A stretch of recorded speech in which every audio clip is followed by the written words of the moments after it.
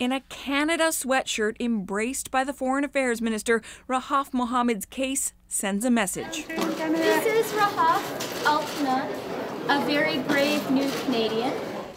To some, she is proof Canada is standing up for women's rights.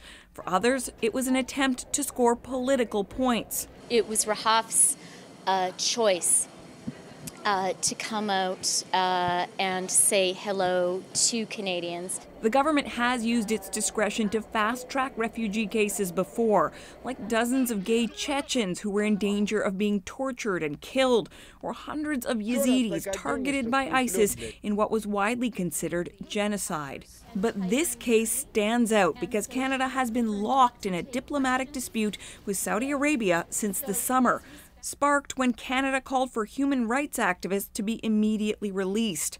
Outraged, the kingdom kicked out Canada's ambassador and threatened more reprisals. But this former Middle East analyst for national defense says Canada's tone now is more provocative than it was back then. One plausible explanation is possibly that the Canadian government considers that relations being what they are with Saudi Arabia, there may be very little prospect of improvement in the next months or years, so they might as well milk this for political gain. The Liberals have drawn a clear line between Mohammed's case and their own values. Today, the Prime Minister was asked if he'd welcome more women fleeing violence in Saudi Arabia.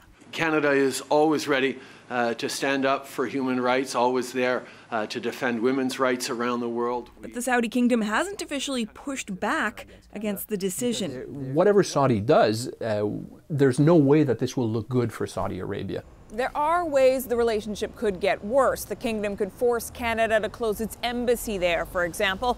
But so far, the case of Rahaf Mohammed hasn't prompted that kind of blowback. Catherine Cullen, CBC News, Ottawa.